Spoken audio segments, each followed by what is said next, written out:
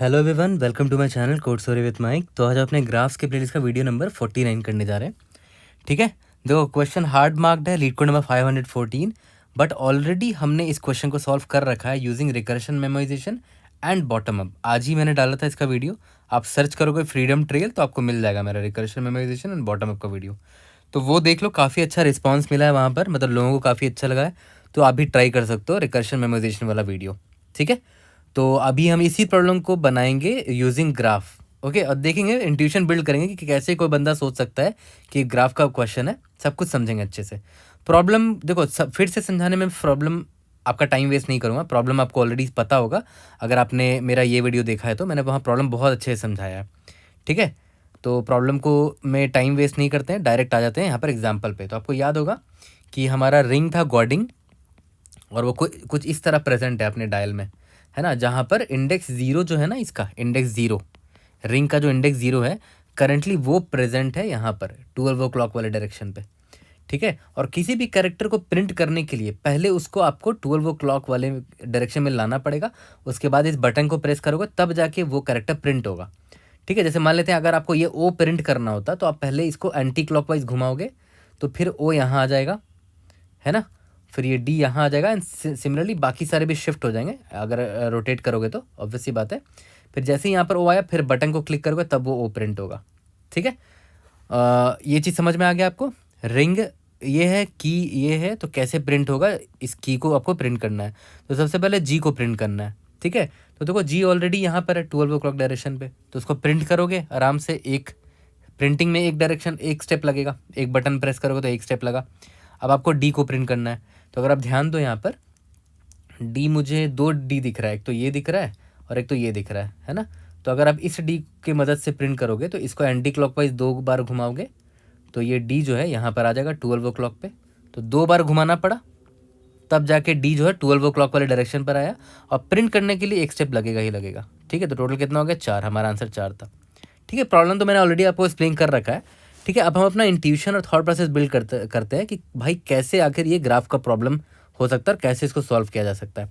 Okay, आगे बढ़ने से पहले मैं आपको एक बार याद दिला दूं। याद है मैंने आपको जब इस वाले वीडियो में, बॉटम अप वाले वीडियो में, मतलब रिकर्शन, ये रिकर्शन मेमोराइजेशन वाले वीडियो मैंने आपको बताया था ना कि किसी भी कैरेक्टर को 12 क्लॉक डायरेक्शन में लाने के लिए मिनिमम कितने स्टेप्स लगते हैं। To bring any character to 12 clock direction, minimum steps के लिए हमने एक फंक्शन लिखा था काउंट स्टेप्स, और ये मैंने आपको अच्छे से डिटेल में समझा रखा है कि इसके पीछे लॉजिक क्या है। ठीक है, इसीलिए मैं आपको सजेस्ट कर रहा हूँ कि पहले आप ये वीडियो ज़रूर से देख लेना, है ना। ये इसमें मैंने आपको सारी चीज़ें यहीं से समझ में आ जाएंगी। ठीक है, तो यहाँ पर मैं, ताकि वीडियो छोटी, ज़्यादा बड़ी ना हो और आपका टाइम भी सेव हो, इसीलिए मैंने यहाँ पर इसको डिटेल में नहीं जाऊँगा क्योंकि मैंने ऑलरेडी बहुत डिटेल में बताया है इसको। तो यहाँ पर देखो, कोई भी कैरेक्टर को 12 क्लॉक में लाने के लिए दो ही चीज़ कर सकते हो। या तो डायरेक्टली चले जाओ 12 क्लॉक में, या तो रैप अराउंड करके जाओ पूरे स्ट्रिंग में। जैसे यहाँ पर देखो कि जैसे जैसे ये मान लेते हैं डी है, इस डी को अगर आपको ले जाना है 12 क्लॉक डायरेक्शन में, या तो आप ऐसे चले जाओ डायरेक्टली जी के पास, ठीक है, या तो ऐसे पूरा एंड रैप अराउंड करके घूम के जाओ, है ना। बेटर यहाँ से समझ में आएगा। अभी देखो यहाँ पर इस जी में मेरा 12 क्लॉक है, ठीक है, तो इस डी को डायरेक्ट आप यहाँ ले जाओ या तो ऐसे पूरा घुमा के ले जाओ, और दोनों में से जो मिनिमम होगा आप उसी को चुनोगे। तो यहाँ पर वही है, देखो डायरेक्ट ले गए और एक रैप अराउंड करके ले गए, दोनों में से जो मिनिमम वही आप भेजते थे। तो इस पर मैं ज़्यादा टाइम स्पेंड नहीं करूँगा क्योंकि ऑलरेडी बता रखा है मैंने। अब हम लोग आ जाते हैं इंट्यूशन, यानी कि अपने थॉट प्रोसेस पर आते हैं कि कैसे कोई इंसान सोचेगा कि भाई ये ग्राफ का प्रॉब्लम है, राइट।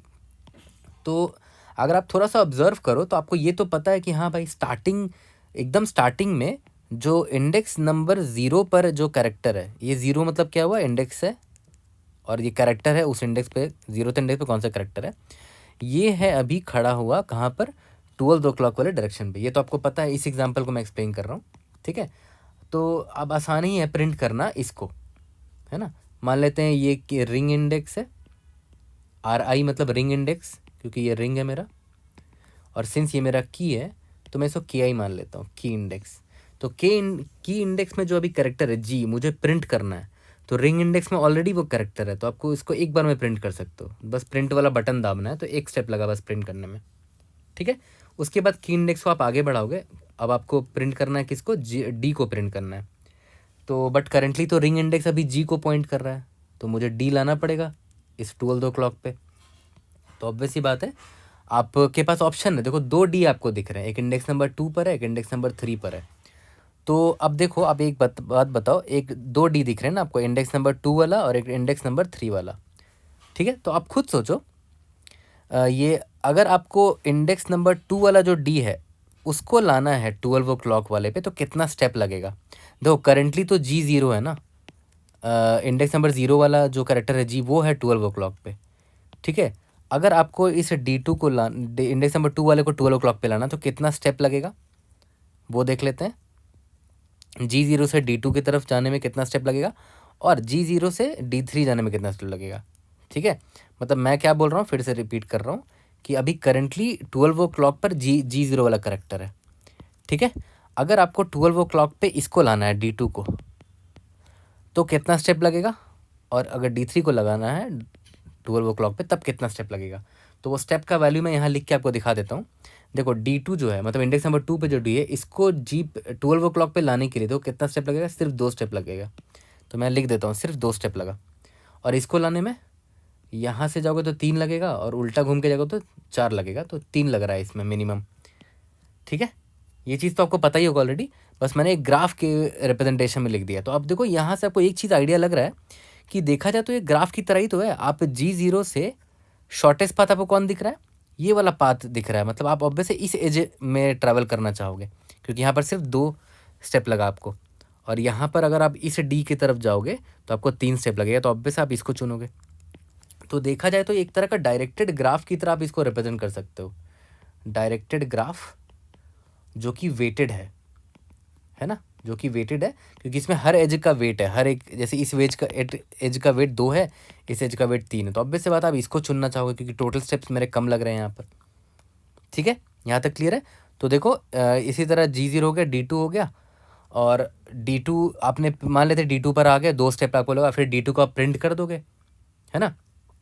तो 2 स्टेप लगे देखो D2 में आने में, D2 को 12 ओ क्लॉक में लाने में, फिर उसको प्रिंट करने में 1 स्टेप तो लगेगा ही लगेगा। तो 2 + 3 + 4, आपका 4 आंसर भी था। ठीक है, यहाँ तक क्लियर हो गया। तो इसीलिए मैं बोल रहा हूँ कि यहाँ से इंट्यूशन डेवलप हुआ कि भाई ग्राफ के फॉर्म में रिप्रेजेंट किया जाए, तो जो शॉर्टेस्ट वाला पाथ मुझे दिखेगा पूरा कीवर्ड के कैरेक्टर को प्रिंट करने में, मैं उसी पाथ को चुन लूँगा। ठीक है, तो मुझे क्या करना है, रिंग में जो जो कैरेक्टर्स है ना उसको ग्राफ में पहले बिछा देता हूँ अच्छे से। तो मैं ना इसको इरेज करता हूँ, और रिंग में जो जो कैरेक्टर्स है उसको ग्राफ की तरह ग्राफ में रिप्रेजेंट कर देता हूँ। ठीक है, तो देखते हैं रिंग में क्या क्या है, GOODDING। तो पहले G बना देता हूँ, 0th इंडेक्स वाला G है। उसके बाद उसके बाद O है ना, O है, चलो O को यहाँ लिख देता हूँ, इंडेक्स नंबर 1 पर है O। उसके बाद D है, इंडेक्स नंबर 2 पर है। उसके बाद एक और D दिख रहा है मुझे, इंडेक्स नंबर 3 पर। उसके बाद I है, इंडेक्स नंबर 4 पर। उसके बाद एक N मुझे दिख रहा है, इंडेक्स नंबर 5 पर। और एक और G दिख रहा है, उसको मैं यहाँ लिख देता हूँ, इंडेक्स नंबर 6 पर है वो, है ना। तो देखो मैंने एक सिंपल सा ग्राफ बना दिया है यहाँ पर। ओके, यहाँ तक क्लियर है। देखो यहाँ पर हमने क्या कर दिया है, पूरा ग्राफ बना दिया है, और ये मेरा जो दिख रहा है आपको गॉर्डिंग, वो आपका रिंग है, और GD जो कीवर्ड जो आपको प्रिंट करना है। तो आपको ये तो पता है कि अभी 0th इंडेक्स पर जो कैरेक्टर है रिंग में, वो अभी 12 ओ क्लॉक को रिप्रेजेंट कर रहा है, वो मैंने यहाँ दिखा दिया है। और मैं लिख भी देता हूँ कि रिंग इंडेक्स 0 है, ठीक है, और यहाँ पर की इंडेक्स 0 है जिसको मुझे प्रिंट करना है, और अभी टोटल स्टेप 0 लग रहे हैं। ओके, ठीक है, यहाँ पर मैंने लिख दिया है। अब देखो ध्यान दो यहाँ पर कि अब देखो, अब किसी के मन में ये आ सकता है कि हाँ ये 0th इंडेक्स वाला पे ऑलरेडी एक G है, 0th इंडेक्स पर ये ना 12 ओ क्लॉक वाला पे अभी G है, मैं इसी G को प्रिंट कर देता हूँ। ठीक है, तो 0 स्टेप्स लगेंगे। ठीक है, तो इसके बाद मुझे किसको प्रिंट करना है, D को प्रिंट करना है ना। तो अब देखो मेरे पास ऑप्शन है कि भाई या तो मैं इसे D को लाऊं 12th ओ क्लॉक पे, या फिर इसे D को लाऊं 12th ओ क्लॉक पे। ठीक है, तो इस पे याद है कितने स्टेप्स लग रहे थे, इस पे स्टेप्स आपके लग रहे थे 2 लग रहे थे ना। हाँ, इस पे आपके 2 स्टेप्स लग रहे थे। इस पे रिंग इंडेक्स क्या हो जाएगा, 2 हो जाएगा। इस पे की इंडेक्स क्या हो जाएगा, की इंडेक्स 1 है ना, क्योंकि ये डी जो है ये की इंडेक्स 1 वाला कैरेक्टर है, ये रहा, की इंडेक्स 1 को आपको प्रिंट करना है। ओके, ये तो समझ में आ गया। तो इसका कितना वेट हुआ, इसका 2 वेट हुआ, 2 स्टेप चलना पड़ा। इसको प्रिंट करने के लिए 3 स्टेप चलना पड़ता है। मैं लिख देता हूँ कि स्टेप 3 चलना पड़ेगा, ठीक है। और रिंग इंडेक्स हो जाएगा यहाँ पर रिंग इंडेक्स 3 पर आ जाएगा, और ये कीवर्ड इंडेक्स 1 हो जाएगा, क्योंकि डी जो है वो कीवर्ड इंडेक्स 1 पर है ना। ये मेरा कीवर्ड इंडेक्स है। अब देखो ध्यान दो, ये 2 का मतलब क्या हुआ कि पहले जी रिंग जो है 12 o'clock जो है वो G0 पर प्रेजेंट था। अब डी को लाना है, इंडेक्स नंबर 2 वाले डी को अगर 12 o'clock पर लाना है तो 2 बार रोटेट करना पड़ेगा। ये रोटेशन स्टेप्स है आपके, 3 बार, इसको 3 बार रोटेट करना पड़ेगा। हाँ, प्रिंट करने के लिए 1 स्टेप तो लगेगा ही लगेगा, बट अभी मैं सिर्फ रोटेशन की बात कर रहा हूँ कि रोटेशन में कितने स्टेप्स लगेंगे, ठीक है। एक बार आपने जी को लाया 12 o'clock पे, तो उसके लिए कितने रोटेशन लगे। एक बार आपने डी को लाया रोटेशन 12 o'clock पे, तो उसके लिए कितने रोटेशन लगे। तो सबका रोटेशन का स्टेप्स आपको पता चल गया कि रोटेशन में कितने लगेंगे, एक में R1 एक में R2। तो रोटेशन का स्टेप हो गया, प्लस उन सब को प्रिंट करने के लिए एक एक स्टेप तो लगेगा ही। तो जी को प्रिंट करने पे एक और डी को प्रिंट करने पे एक। तो मैं क्या बोल रहा हूँ, पहले कितने रोटेशन लग रहे हैं टोटल वो निकाल लेता हूँ। लास्ट में इन सब को प्रिंट करने के लिए इसकी जितनी लेंथ है उतनी बार बटन प्रेस करना पड़ेगा प्रिंट के लिए, एक बार जी को एक बार डी को एंड सो ऑन। तो मान लेते हैं इसका लेंथ अगर m है तो यहाँ पर लास्ट में m ऐड कर देंगे, ठीक है। पहले रोटेशन निकाल लेते हैं, फिर लास्ट में एक m ऐड कर देंगे कि सारे कैरेक्टर को प्रिंट करने में एक स्टेप लगता है, एक कैरेक्टर को प्रिंट करने में एक लगेगा, m कैरेक्टर से प्रिंट करने में m लगेगा, ठीक है। यहाँ तक क्लियर हो गया। तो ये चीज़ मैं यहाँ पर आपको इसीलिए दिखा रहा था कि R1 + R2 रोटेशन है ये सारे, कि एक हर एक कैरेक्टर को 12 o'clock लाने पे मिनिमम कितने स्टेप्स लगे, रोटेशन स्टेप्स है उनको जोड़ दिया, प्लस लास्ट में m जोड़ दिया, number of steps, printing steps है वो, ठीक है। ओके, यहाँ तक तो क्लियर हो गया। सिमिलरली यहाँ पर भी आपको दिख रहा होगा, तो देखो 2 पाथ थे, मैंने दोनों पाथ यहाँ पर आपको दिखा दिया, ठीक है। अब एक और चीज़ बताओ, ये तो अभी देखो यहाँ से आपको 2 दिख रहा है ना, यहाँ से आपको 3 स्टेप दिख रहा है, तो बेटर ऑब्वियस है 2 स्टेप वाला है। और सही बात है, G0 और D2 को प्रिंट करने में 2 ही लगे थे, इसको 0 स्टेप्स लगे थे 12 o'clock में लाने में, क्योंकि ऑलरेडी वो 12 o'clock पर था, इसको 2 स्टेप लगे थे। तो रोटेशन में इतना लगा, प्लस इन दोनों को प्रिंट करने में 1 + 1 यानी कि 2, तो आंसर 4 आ जाएगा, ठीक है। आंसर 4 आ जाएगा, तो हमारा इसी तरह आंसर आ जाएगा। अब एक चीज़ बताओ, किसी बंदे को ये भी तो लगेगा कि यार अगर मान लेते हैं किसी का मन किया, जैसे मान लेते हैं अभी 12 o'clock पर ये वाला जी था, किसी का ये भी तो मन कर सकता है कि भाई ये वाले जी को मैं प्रिंट करना चाहूँगा। जैसे यहाँ पर ये जो कीवर्ड है आपका, आप चाहोगे कि अगर इस जी को प्रिंट करना है तो आप ये वाले जी को प्रिंट करना चाहोगे, मतलब इस जी को आप लाना चाहोगे 12 o'clock पे, ठीक है। किसी का मन ये भी कर सकता है। तो देखते हैं वो उस पाथ से अगर मैं जाऊँ तो हमारा आंसर क्या आता है। मतलब कोई बंदा क्या बोल रहा पता है कि इसको ले जाऊँ पहले मैं 12 o'clock पर, ठीक है। तो उसका पाथ देखो कुछ ऐसा होगा। इसको मैं कॉपी कर लेता हूँ, इसको मैं पूरा कॉपी कर लेता हूँ और मैं बताता हूँ कि उस केस में हमारा पाथ कैसा होगा, है ना। सारे केसेस जानने ज़रूरी हैं, तभी आपको क्लैरिटी आएगी पूरी। तो मैं इन सबको अभी इरेज कर देता हूँ, इन सबको इरेज कर देता हूँ। स्टार्टिंग में तो देखो 12 o'clock पर 0th इंडेक्स वाला ही करेक्टर है, तो 0th इंडेक्स पर जी था तो वो तो है ही। बट कोई बंदा बोल रहा है कि अगर मुझे ये जी को प्रिंट करना है इसको, तो जी तो एक और जगह था, ये रहा यहाँ पर था, इंडेक्स नंबर 6 वाला था। तो वो बोल रहा है कि क्यों ना इसको मैं पहले 12 o'clock पर ले जाऊँ। तो मतलब वो क्या बोल रहा है कि G0 पे आप स्टार्टिंग में खड़े रहोगे तो आप पहले G6 को ले आओ 12 o'clock पर, फिर प्रिंट करो, ठीक है। तो G6 को 12 o'clock पे लाने पे कितना स्टेप्स लगेगा देखो तो, ये G6 है ना, 6 इंडेक्स वाला जी, इसको 12 o'clock पे लाने के लिए कितने स्टेप्स लगेंगे। एक तरीका तो ये है कि आप ऐसे रोटेट मार लो, तो 1 2 3 4 6 स्टेप्स लगेंगे, या तो फिर रैप अराउंड करके मार लो ऐसे करके डायरेक्ट, तो सिर्फ एक ही स्टेप में पहुंच जाओगे। तो ऑब्वियस है 1 स्टेप लगेंगे, मिनिमम वाला 1 स्टेप लगे। तो यहाँ पर रिंग इंडेक्स क्या हो जाएगा इस केस में, रिंग इंडेक्स 6 हो जाएगा, की इंडेक्स 0 है, और ये जो है आपका स्टेप्स कितना लगा, स्टेप्स 1 लगा, क्योंकि ऑब्वियस बात है पहले आप G6 को आपने 12 o'clock पर लाया। अब आप बोल रहे हो कि अब आप प्रिंट कर लोगे यहाँ से, ठीक है। तो ठीक है, आपने अगर प्रिंट कर लिया तो उसके बाद अब आप डी पर आओगे। तो अब यहाँ से आपके पास 2 ऑप्शन होंगे कि या तो आप इस डी को चुनो या तो इस डी को चुनो, ठीक है। अब देखो अगर 6th इंडेक्स पर है, देख लो मेरा रिंग इंडेक्स अभी 6th इंडेक्स पर है, तब D2 को प्रिंट करने में कितना लगेगा, ठीक है। मतलब 6 इंडेक्स पे अगर मेरा 12 o'clock हुआ तब D2 को प्रिंट करने में कितना टाइम लगेगा, 1 2 3 4 या फिर 1 2 3। मतलब या तो ये D2 मैं डायरेक्ट यहाँ ले आऊँ, ऐसे ले आऊँ, तो कितना लगेगा 1 2 3 4 स्टेप्स लगेंगे 12 ओ क्लॉक लाने पे। अगर ऐसे जाऊँ तो, या तो रैप अराउंड करके जाऊँ, तब कितने लगेंगे? 1 2 3, सिर्फ 3 स्टेप्स लगेंगे उस केस में। ठीक है, तो मिनिमम लगेगा 3 स्टेप यहाँ पर। तो इस केस में क्या हो जाएगा? रिंग इंडेक्स मेरा D2 पर आ जाएगा, इंडेक्स नंबर 2 पर आ जाएगा, की इंडेक्स 1 है ये, और स्टेप्स कितना लगा? 3 लगा रोटेट करने पे। और अगर मान लेते हैं D3 को अगर आपको लाना है 12 ओ क्लॉक पर, तो कितने स्टेप लगेंगे? या तो ऐसे चले जाओ, 1 2 3 स्टेप्स लगेंगे, या तो रैप अराउंड करके जाओ, तब 4 लगेंगे। तो इससे अच्छा है कि 3 स्टेप ऐसे चले जाओ, है ना? ठीक है, तो मैं D3 को अगर 12 ओ क्लॉक पर लाना चाहूँ तो कितना स्टेप लग रहा है? 3 स्टेप लग रहा है। तो इस केस में दोनों इक्वल है, कोई दिक्कत नहीं है, किसी को भी ले लेंगे। RI इज इक्वल टू इस बार इंडेक्स नंबर 3 हो जाएगा, KI इज इक्वल टू 1 हो जाएगा, और S इज इक्वल टू कितना हो जाएगा? इस बार 3 स्टेप लग रहे हैं। ठीक है, तो अब एक चीज़ ध्यान दो, इसमें आपको कितना स्टेप लग रहा है टोटल? एक यहाँ पर लगा रोटेशन में, G0 पे पहले 12 ओ क्लॉक था, आपने G6 पे 12 ओ क्लॉक ला, G6 को ला दिया 12 ओ क्लॉक पे, तो एक रोटेशन तो वहाँ लगा। अभी रोटेशन निकाल रहा हूँ सिर्फ। ठीक है, तब आपने G6 को मान लेते प्रिंट कर दिया होगा। उसके बाद प्रिंट करने में एक स्टेप लगेगा, ठीक है, वो मैं लास्ट में ऐड कर दूंगा। G6 से आपने किसको चुना? आपका मन, आप या तो इसको चुनो या तो इसको चुनो। तो मान लेते हैं आपने इसको चुना, तो 3 लगा रोटेशन में, मतलब D2 को 12 ओ क्लॉक लाने में। ठीक है, तो इतना रोटेशन हो गया मेरा 4। ये तो रोटेशन हो गया, बाकी एक एक स्टेप लगे रहते हैं प्रिंट भी करने में, तो एक स्टेप लगेंगे। ठीक है, G को प्रिंट करने में एक स्टेप और D को प्रिंट करने में एक स्टेप, कितना? 2 स्टेप हो गया। तो 4 + 2 आंसर आता है 6। तो ऑब्वियस सी बात है, किसको चुनना चाहिए हमें? हमें ये पाथ चुनना चाहिए था कि हमें इसी को प्रिंट कर देना चाहिए था और यहाँ से जाना चाहिए था, क्योंकि यहाँ पर देखो आंसर 6 आ रहा है और यहाँ पर हमारा आंसर 4 आया था। तो वैसे बात है, यहाँ ये मेरा बेस्ट पाथ था।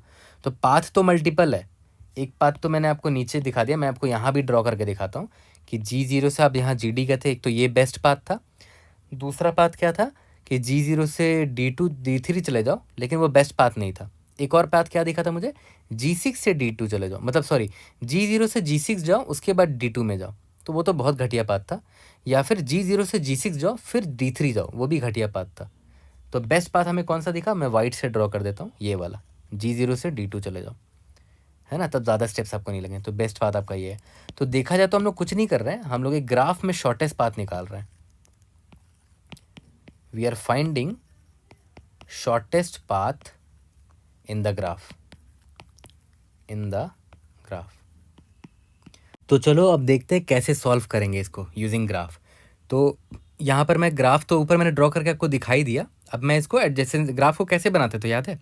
एडजेसेंसी लिस्ट की मदद से। तो यहाँ पर ही वही करेंगे। देखो आपको अल्टीमेटली जानना क्या है कि अगर जैसे यहाँ पर देखो ये G था ना, तो इस G के बाद आपको D चाहिए था ना, तो D कौन कौन से इंडेक्स में वो आपको पता होना चाहिए। That's it. एक D इंडेक्स नंबर 2 पर है और एक D इंडेक्स नंबर 3 पर है। तो कौन सा कैरेक्टर किस इंडेक्स में वो आपको पता होना चाहिए, है ना, बस वही तो जानना है आपको। तो यहाँ पर हम लोग क्या करेंगे, हर एक कैरेक्टर का रिंग में जितने भी कैरेक्टर्स है ना, ये रहा, सब कौन कौन से इंडेक्स में प्रेजेंट है वो लिख लेते हैं। ये G जो है कौन कौन से इंडेक्स में? इंडेक्स नंबर 0 पर है और इंडेक्स नंबर 6 पर है। और तो ये क्या हो गया मेरा? एडजेसेंसी लिस्ट हो गया, जहाँ पर ये क्या है? Map of character to indices. Indices क्या है? वेक्टर मान सकते हो। ठीक है, ओके, यहाँ तक तो क्लियर हो गया। तो देखो मैंने पूरा एडजेसेंसी लिस्ट यहाँ पर बना दिया आपके लिए। ओके, और ये मान लेके चलते हैं, ये मेरा राइट रिंग इंडेक्स है और ये मेरा की इंडेक्स है जिसको मुझे प्रिंट करना है। ठीक है, अब एक चीज़ याद करो, मैंने आपको बताया था ना कि मान लेते हैं करंट कैरेक्टर G0 है, यहाँ से आपको 2 ऑप्शन दिख रहे हैं डी के लिए, एक तो इंडेक्स नंबर 2 वाला है, एक इंडेक्स नंबर 3 वाला है। तो आपको जाना किस में चाहिए था? जहाँ पर स्टेप्स कम लग रहे हैं, है ना, जहाँ पर स्टेप्स कम लग रहे हैं। है तो मेरे पास 2 ऑप्शन, बट मैं ऑब्वियसली मैं चाहूँगा मुझे वो मिले जिसका स्टेप्स, टोटल नंबर स्टेप्स जो लग रहे हैं वो कम हो, रोटेशन स्टेप्स। तो अब ऑब्वियसली बात है, मैं चाहूँगा कि कोई ऐसा डेटा स्ट्रक्चर हो मेरे पास जो मुझे मिनिमम स्टेप्स वाला कैरेक्टर पहले ला कर दे। तो कौन सा ऐसा डेटा स्ट्रक्चर है जो ये काम कर सकता है, मिनिमम वाला आपको सबसे पहले ला कर दे दे? वो है आपका बेस्ट डेटा स्ट्रक्चर क्या है? मिन हीप। तो हम मिन हीप का यूज़ करने वाले हैं। ठीक है, और अगर आप ध्यान दो, हमने अभी जस्ट डिस्कवर किया कि भाई शॉर्टेस्ट पार्ट ढूंढना है, और यहाँ पर हम मिन हीप का यूज़ कर रहे हैं ताकि शॉर्टेस्ट मिनिमम रोटेशन वाला मुझे कैरेक्टर पहले मिले। तो आपको याद आ रहा होगा कि कौन सा ऐसा एल्गोरिदम था जहाँ पर शॉर्टेस्ट पाथ निकालते थे और यूजिंग मिन हीप या मैक्स हीप निकालते थे, मतलब सॉरी मिन हीप यूज़ करते थे। कौन सा एल्गोरिथम था? डायक्स्ट्रा। तो देखा जाए तो ये जो सोल्यूशन है ना वो मॉडिफाइड डायक्स्ट्रा एल्गोरिथम ही है, ठीक है। हम लोग यहाँ पर मिन हीप यूज़ कर रहे हैं, ठीक है। तो यहाँ से हमें समझ में आया कि अच्छा देखा जाए तो हम अल्टीमेटली जाने अनजाने में डायक्स्ट्रा यूज़ कर रहे हैं मॉडिफाई करके, ठीक है। तो आपको याद होगा अब मिन हीप में आप चाहते हो कि सबसे मिनिमम स्टेप्स जिसका हो पहले वो आए, तो ऑब्वियस है मिन हीप में आप क्या क्या स्टोर करना चाहोगे? सबसे पहले ये स्टोर करना चाहोगे कि स्टेप्स क्या है, 3 चीज़ें होना चाहिए ना, स्टेप्स होना चाहिए। और मिन हीप क्या करेगा? सबसे पहले वाले एलिमेंट के हिसाब से अरेंज करता है एलिमेंट को ना, तो स्टेप्स को सबसे पहले मैं लिखूंगा ताकि मिनिमम हीप है तो मिनिमम स्टेप जिसका हो वो टॉप पर हो, ताकि मुझे एक बार में मिल जाए। और कौन सा रिंग इंडेक्स चल रहा था और कौन सा की इंडेक्स है ना, ये तीनों जानकारी आपको चाहिए होगी। याद करो ग्राफ भी जब बनाया था तो वो तीनों चीज़ मैंने आपको यहाँ पर दिखाया था, है ना। और हमें रुकना कब है? जब जैसे ही मुझे मिल जाए कि अच्छा कि अब की इंडेक्स जो है मेरा वो आउट ऑफ बाउंड हो गया है, मतलब मैंने कीवर्ड के सारे कैरेक्टर प्रिंट कर दिए।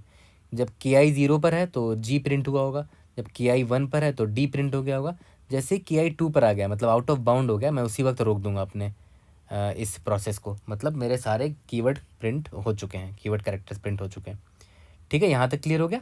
ओके, तो चलो स्टार्ट करते हैं। अब आप खुद सोचो सबसे पहले आप कहाँ पर खड़े हो, वो तो आपको ऑलरेडी पता है, आपका स्टेप 0 रहा होगा सबसे पहले। और रिंग इंडेक्स कहाँ पर है? रिंग इंडेक्स 0 पर है, क्वेश्चन में खुद दे रखा है कि कीवर्ड का जो सॉरी रिंग का जो पहला कैरेक्टर है इंडेक्स नंबर 0 पर वही अभी 12 ओ क्लॉक को पॉइंट कर रहा है, तो वो भी आपको पता है। और अभी आपको कौन सा कीवर्ड प्रिंट करना है, कैरेक्टर प्रिंट करना है? 0th इंडेक्स वाला प्रिंट करना है। एक एक करके सबको प्रिंट करोगे ना, तो पहले आप इसको प्रिंट करोगे, ठीक है। यहाँ तक क्लियर है?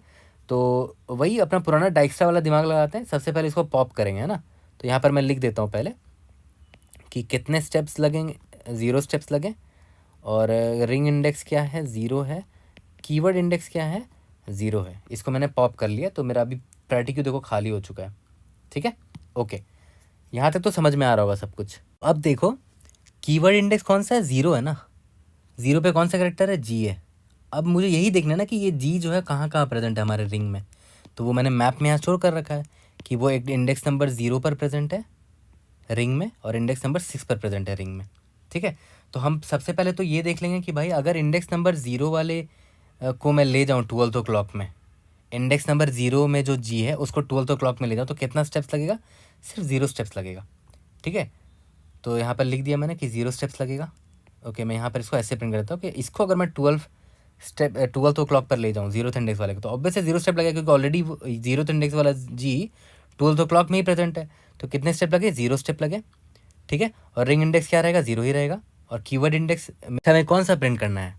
अभी जो कीवर्ड इंडेक्स था 0 उस पर +1 कर दो कि मुझे अब नेक्स्ट कीवर्ड ये 1 वाला प्रिंट करना है, क्योंकि मैंने इस जी को अभी 12th ओ क्लॉक में ला दिया, मतलब मैंने ये जी प्रिंट कर दिया होगा।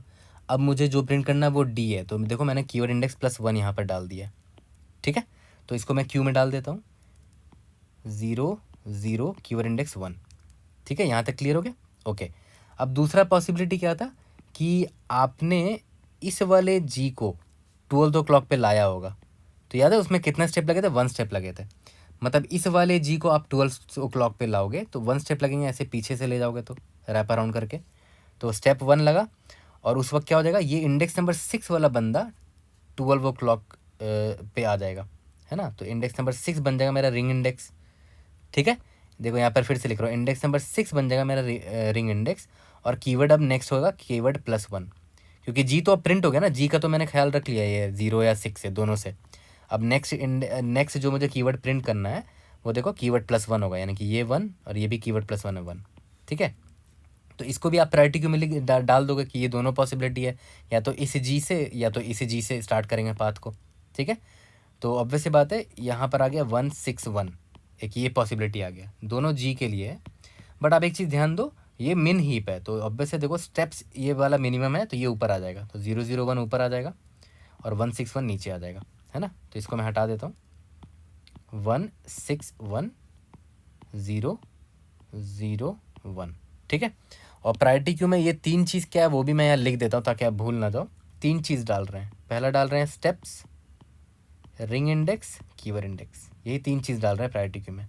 और मिन हीप है तो स्टेप्स के हिसाब से मिन हीप रीअरेंज कर देगा, जिसका मिनिमम स्टेप है वो टॉप पर रहेगा, ओके, तो अब वैसे बात है, पहले देखो अब हम इसको चुनेंगे इस बार, है ना, पहले अब नेक्स्ट टाइम इसको चुनेंगे, ठीक है। तो ये दोनों तो हो गया, यही दोनों जगह जी प्रेजेंट था तो हमने दोनों को एक्सप्लोर कर लिया। अब इनको मैं इरेज करता हूँ। अब मैं दोबारा जाऊँगा मेन हीप में और टॉप वाले एलिमेंट को पॉप करूँगा, ठीक है। तो मैंने इसको पॉप किया, स्टेप्स है 0, रिंग इंडेक्स है अभी 0 पर, ओके, और कीवर्ड इंडेक्स है मेरा 1, कि मुझे अभी 1 वाला इंडेक्स वाला कीवर्ड प्रिंट करना है। कीवर्ड इंडेक्स मेरा यहाँ पर ये है, अभी इस केस में डी प्रिंट करना है मुझे। तो मैं देखूंगा कि भाई अपने रिंग में डी कहाँ कहाँ प्रेजेंट है। कीवर्ड इंडेक्स 1 पे कौन सा कैरेक्टर है, डी है ना, तो वो रिंग में कहाँ कहाँ प्रेजेंट है, वो रिंग में 2,3 पर प्रेजेंट है, 2 पर ही प्रेजेंट है और 3 पर ही प्रेजेंट है। तो मैं दोनों पाथ को यहाँ से एक्सप्लोर करूँगा कि अगर मैं 2 वाले इंडेक्स को, यानी कि इसको अगर मैं लाऊंगा 12 o'clock पे, तो मुझे 2 स्टेप लगेंगे, ठीक है, मिनिमम 2 स्टेप लगेंगे, स्टेप 2 लगेगा, और रिंग इंडेक्स मेरा 2 बन जाएगा, और कीवर्ड इंडेक्स इसके बाद, अभी कीवर्ड इंडेक्स 1 को आपने प्रिंट कर दिया तो नेक्स्ट कीवर्ड इंडेक्स क्या आ जाएगा, 1 + 1 2 आ जाएगा, कि नेक्स्ट टाइम मुझे सेकंड इंडेक्स वाला कीवर्ड के कैरेक्टर को प्रिंट करना है, ठीक है। और अगर मान लेते हैं आपने इस 3 वाले इंडेक्स डी को चुना होता कि इसको मैं यूज़ करके प्रिंट करूँगा अपने कीवर्ड इंडेक्स के कैरेक्टर को, ठीक है, तो कितना स्टेप ले रहा है, देखो 3 स्टेप ले रहा है ये। तो यहाँ पर मैं लिख देता हूँ कि इसने 3 स्टेप लिया और इसको लगा, सॉरी, इस बार कीवर्ड इंडेक्स रिंग इंडेक्स 3 हो जाएगा, और नेक्स्ट टाइम कीवर्ड इंडेक्स किसको प्रिंट करेंगे, कीवर्ड इंडेक्स अभी जो था 1 + 1, नेक्स्ट ऑब्वियस है उसी को प्रिंट करेंगे, तो यहाँ पर 2 आ जाएगा, ठीक है। तो इन दोनों को भी मुझे क्यू में डाल देना चाहिए, ये दोनों पॉसिबिलिटी है। हाँ, इसको मैंने पॉप किया था, ये मैं हटा देता हूँ, ठीक है। तो अब देखो ध्यान दो, यहाँ पर 2 2 2 है और 3 3 2 है ना, तो सबसे ऊपर आ जाएगा, सबसे नीचे आ जाएगा 1 6, सबसे पहले तो 1 6 1 ऊपर आ जाएगा क्योंकि वो सबसे छोटा है, उसके बाद आ जाएगा 2 2 2 आ जाएगा, सबसे नीचे आ जाएगा 3 3 2, क्योंकि मिन ही पे तो टॉप वाला मिन ही वाला मिन वाला टॉप पे रहेगा, ठीक है। यहाँ तक क्लियर है, ओके। अब एक चीज़ ध्यान दो,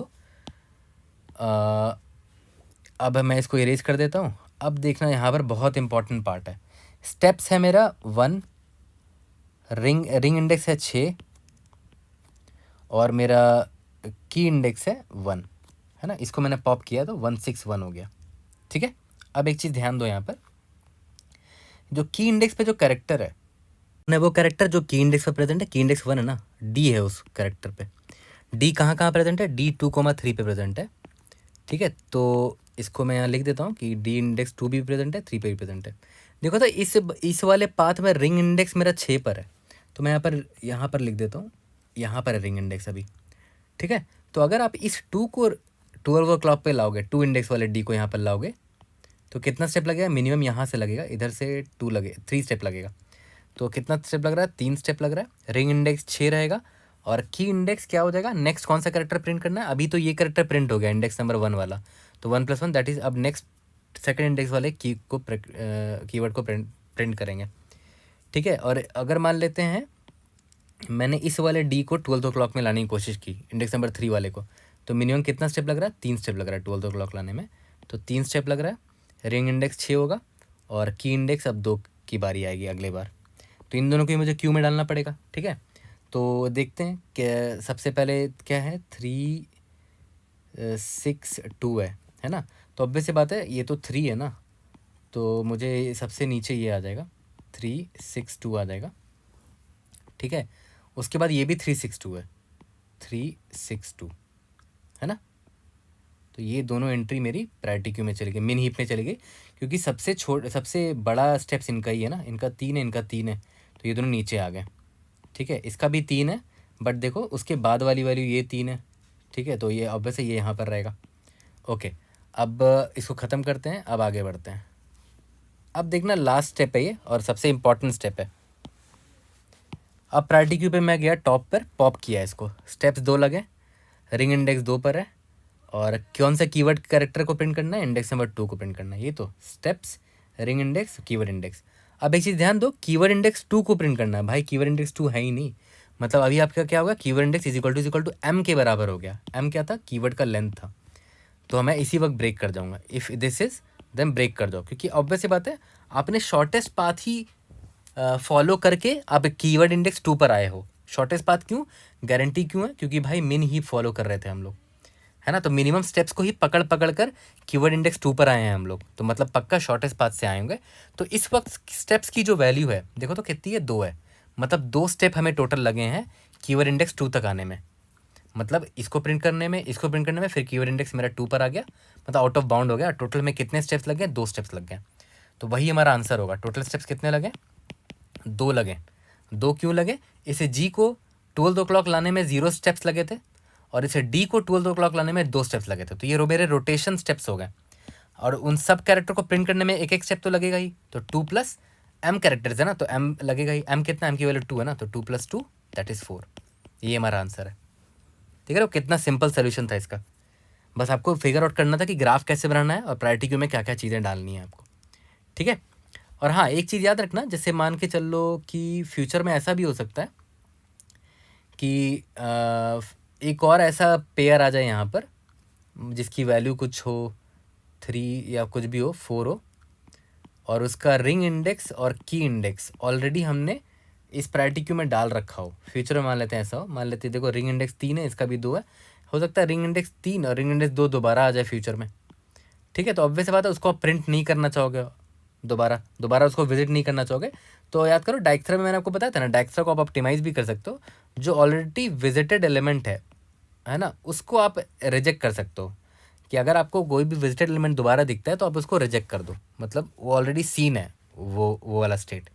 तो हम क्या करेंगे ना, एक ऑब्वियस यहाँ पर रिंग इंडेक्स और की इंडेक्स का पेयर हमें स्टोर करना पड़ेगा कि वो हमने विजिट कर रखा है। रिंग इंडेक्स और की इंडेक्स का पेयर स्टोर करना पड़ेगा कि ये हमने इसको विजिट कर रखा ऑलरेडी। ठीक है, तो क्या करेंगे, एक सेट ले लेंगे, और क्या, एक सेट ले लेंगे विजिटेड नाम का, उसमें स्टोर कर लेंगे कौन कौन सा रिंग इंडेक्स और की इंडेक्स हमने ऑलरेडी विजिट कर रखा है। अगर विजिट कर रखा होगा तो उसको दोबारा विजिट नहीं करेंगे, है ना, बेकार ही क्यों करके दोबारा विजिट।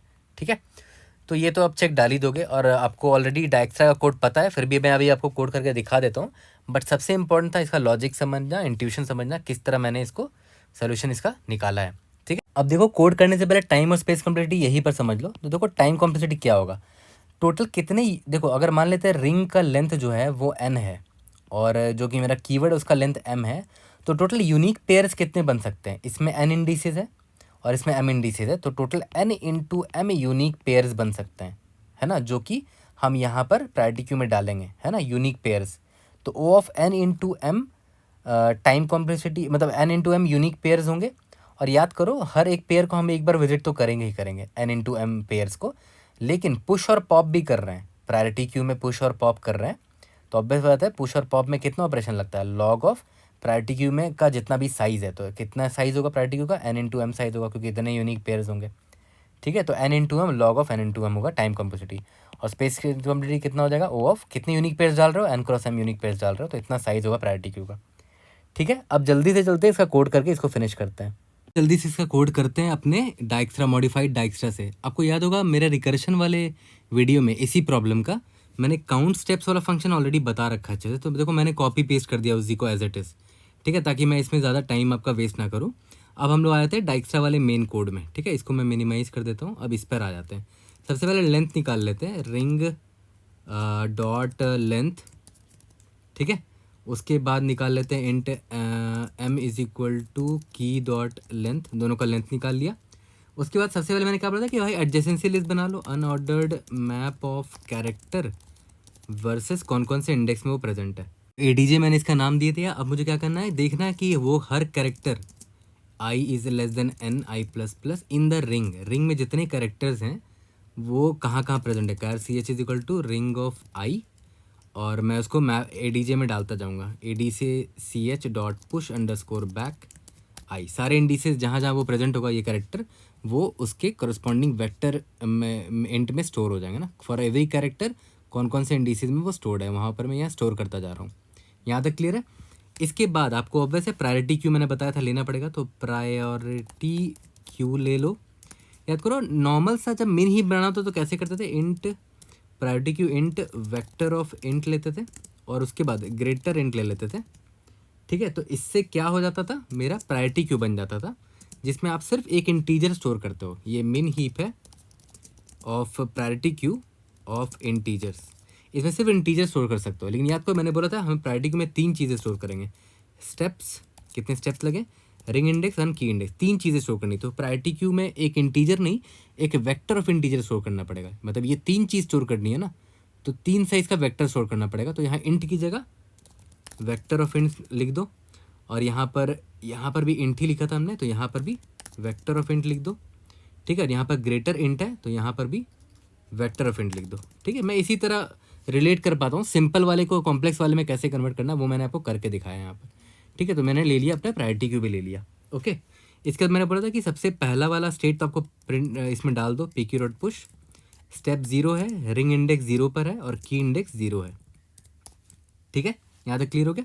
उसके बाद याद करो मैंने आपको बताया था कि मैं सेट ऑफ वेक्टर नहीं, या तो पेयर ले लो, pair of int comma int, इसमें मैं क्या स्टोर करूँगा कि कौन सा रिंग इंडेक्स और की इंडेक्स का पेयर ऑलरेडी विजिटेड है, उसको मैं बार बार विजिट नहीं करूँगा।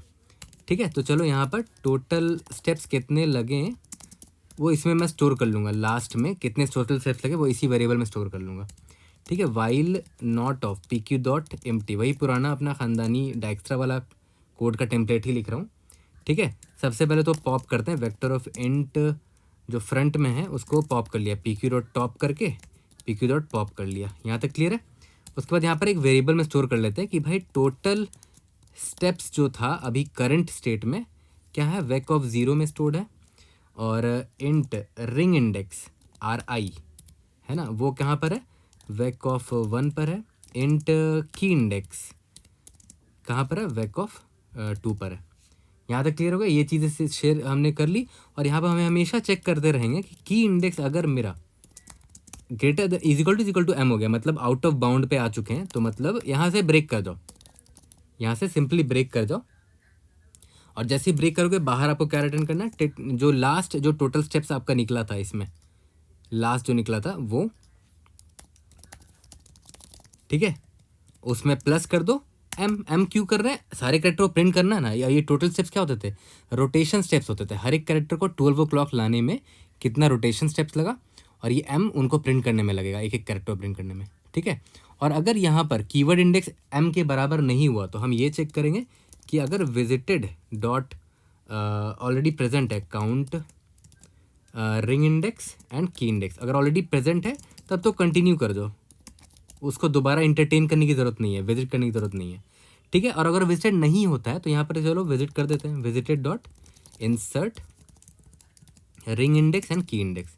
ठीक है, चलो विजिट तो कर दिया, और अपने देख लेते हैं कि नेक्स्ट हमको जिस कैरेक्टर में जाना है, मतलब अभी जो करंट कैरेक्टर है वो कहाँ कहाँ प्रेजेंट है ना, नेबर में विजिट करना है। तो for int and next index in ADJ of, अब वो ध्यान देना करंट कैरेक्टर कौन है, देखो तो यहाँ पर मैं यहाँ पर निकाल भी देता हूँ, करंट कैरेक्टर कौन है, की ऑफ की इंडेक्स है ना, की इंडेक्स में कौन सा कैरेक्टर है, ये करंट कैरेक्टर है। तो ये करंट कैरेक्टर रिंग में कहाँ कहाँ प्रेजेंट है, कैसे निकालोगे, यहाँ ADJ से निकाल लोगे। करंट कैरेक्टर जिसको मुझे प्रिंट करना है वो रिंग में कहाँ कहाँ प्रेजेंट है, वो ADJ से निकाल लूँगा। तो ADJ से निकाल लिया, ये मेरा निकल के आ गया, नेक्स्ट इंडेक्स निकल कर आ गया। ठीक है, अब मुझे कुछ नहीं करना, यहाँ पर पहले तो स्टेप्स निकाल लेते हैं। Steps is equal to count steps. Count steps में क्या क्या भेजते थे याद है, काउंट स्टेप्स में रिंग इंडेक्स भेजते थे। ठीक है, तो रिंग इंडेक्स मेरा क्या है, RI, और नेक्स्ट इंडेक्स है मेरा ये इंडेक्स, नेक्स्ट इंडेक्स मतलब जो कैरेक्टर जिसको मैं अभी देख रहा हूँ वो रिंग इंडेक्स में कौन से इंडेक्स पे प्रेजेंट है, तो नेक्स्ट इंडेक्स पे प्रेजेंट है। और यहाँ पर लेंथ भेज देता था मैं, है ना, काउंट में यही 300 चाहिए होती थी, रिंग इंडेक्स, इंट I और इंट N, तो यहाँ पर मैंने ये भेज दिया। ठीक है, तो यहाँ से मुझे स्टेप्स मिल गया। यहाँ तक क्लियर है। तो अब यहाँ पर मैं लिख देता हूँ कि भाई जितने स्टेप्स आएंगे उसमें टोटल ऐड कर दो। ठीक है, टोटल स्टेप्स और इससे जितने स्टेप्स आए, ओके, और मैं PQ डॉट पुश में इंसर्ट कर दूंगा इसको, स्टेप्स कॉमा पर नेक्स्ट रिंग इंडेक्स डालना। तो नेक्स्ट रिंग इंडेक्स कौन है, नेक्स्ट इंडेक्स से जो अभी आया है वहाँ पर अब 12 o'clock आ जाएगा, तो मेरा अगला रिंग इंडेक्स यही हो जाएगा। तो नेक्स्ट इंडेक्स डाल दिया, और मेरा नेक्स्ट कैरेक्टर कौन सा होने वाला है, की इंडेक्स +1। अभी KI था मेरा की इंडेक्स, इसका तो मैंने इलाज कर दिया, अब मुझे इसके नेक्स्ट वाले कैरेक्टर को प्रिंट करना है, तो KI +1 डाल दिया मैंने। यहाँ तक क्लियर है। बस जैसे ही खत्म होगा लास्ट में टोटल स्टेप्स पर M यहाँ पर प्रिंट कर रिटर्न कर देंगे। रन करके देखते हैं, we should be able to pass all the test cases. A D J पर ए डी जे का स्पेलिंग गलत है तो यहाँ करेक्ट कर देते हैं, ए डी जे कर दिया। और यहाँ पर अगर आप ध्यान दोगे तो देखो यहाँ पर टोटल का स्पेलिंग गलत कर दिया, टोटल स्टेप्स था आई गेस, है ना, टोटल स्टेप्स था। ओके, रन करके देखते हैं, we should be able to pass all the test cases. आपको टाइम और स्पेस कम्प्लीट ऑलरेडी मैंने बता दिया है, सबमिट करके देखते हैं। कोई भी अगर डाउट होगा raise it in the comment section और try to help you out. See you guys in the next video, thank you.